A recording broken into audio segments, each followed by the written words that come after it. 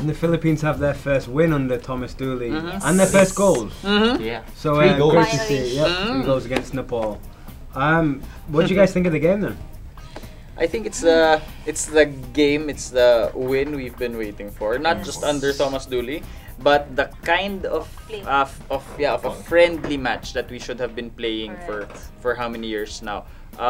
It's also telling that in a nice way that all the 3 players who've scored, diba, are new, diba? Are first timers. These are their first goals for the country, and I think this is just what their second, third matches, no? Third caps playing for the country, I think, diba? So it's also nice that they're expanding the pool for the national team, because you know it's in this game there's like 4 players who debuted. You have Charlie Pettis, you have Kurt Dizon, Dice Quesato. you have Sato, and at goal you have Nick O'Donnell. I mean, if coach is going to have a problem probably before Challenge Cup, it's going to be who is going to call up in Challenge Cup. He's expanding the pool to younger players, and I mean it's unavoidable in this case because you know in the left back position you have Christians who's injured. So you wouldn't be facing this problem if he didn't get injured. So you know it's a revelation that Daisuke Sato started in that position, and then left wing would be Kurt Dizon, who scored the first goal, Coach Dooley's first goal. So, you know, it's nice that the young players are getting their feet wet at this point, since Challenge Cup is just around the corner, and Coach Dooley will have a very hard time thinking about who he's going to bring to Maldives.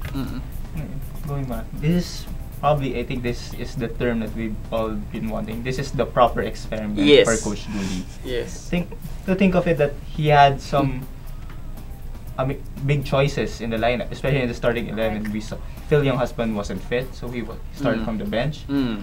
We saw Jason De Jong deployed as a attacking midfielder. And up front was Patrick Reichelt.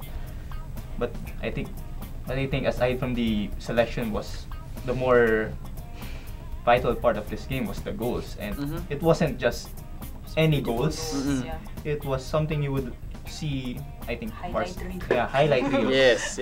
First goal was The first goal was just was beautiful. beautiful. It was just beautiful. You saw Daisuke Sato get the ball near the center circle, send an exquisite long ball to Kurt Dizon, who was onside. Yes. I was almost worried when I saw where he came from. Either way, yes. I saw the replay and it was really Yes, he was in clearly the onside, onside position. Of course. Then he rounds It up was the goalkeeper well timed. And a low shot past the goalkeeper, and that's it. And what about that second goal? The second goal was from Martin Stoibel to James, and then to Martin Stoibel scoring. He ran like Stoibel ran like half the pitch. Header And the header, the goal was a header. So I don't know how. I was looking at the second. I thought that Nepal would still intercept the ball after it got to James, because he was challenged. But no, James was able to control the ball, then find an opening, sends a cross, and it was Stoibel who was out from nowhere. So what was the most pleasing thing of the play then? Because obviously you guys are very happy with the team were playing football. It was on the deck a lot more. What in particular highlighted that? I think it's still coming from the insistence, the foundation of Coach Thomas Dooley's attractive football. Yes. Diba? And keeping possession, keeping the ball on the ground. And when they get dispossessed, they still to challenge right away. Sabi niya, diba? Yes. I want the ball back in the first 5 seconds. So those things, and short passing, of course, again, something Actually, that we haven't seen the short for passing quite some was time. really exquisite. You think they formed something similar to a triangle, then they play the ball around and try to make another triangle, pass the ball, find another open man, and it doesn't. They don't decide to go pass back unless it's the last resort. They always find the open man up front who to give the ball. One touch passing, two touch passing.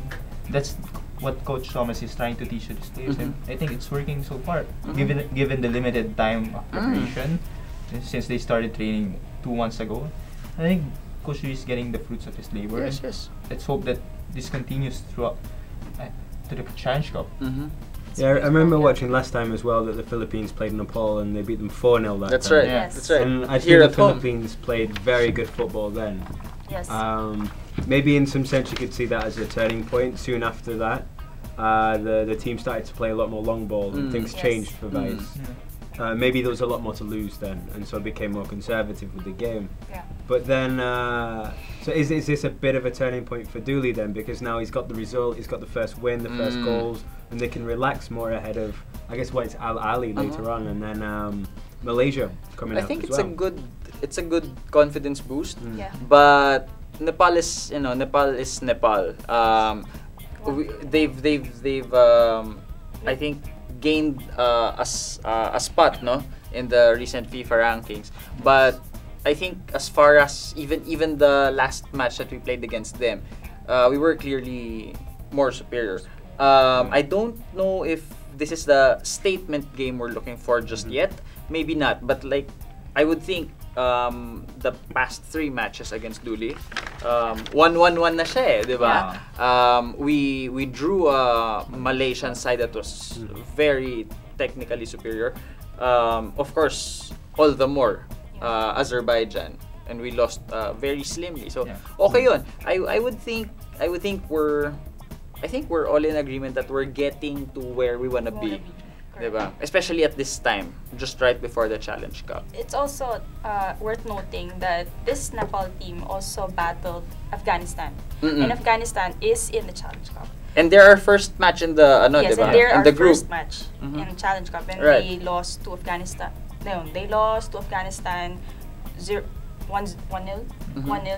So I think if in the South Asian Championship. So That's right. if we're gonna I think at least judge or at least have a feeling of how Afghanistan would be playing probably, then I guess this would be the game, or this would be the game that should be played. I think.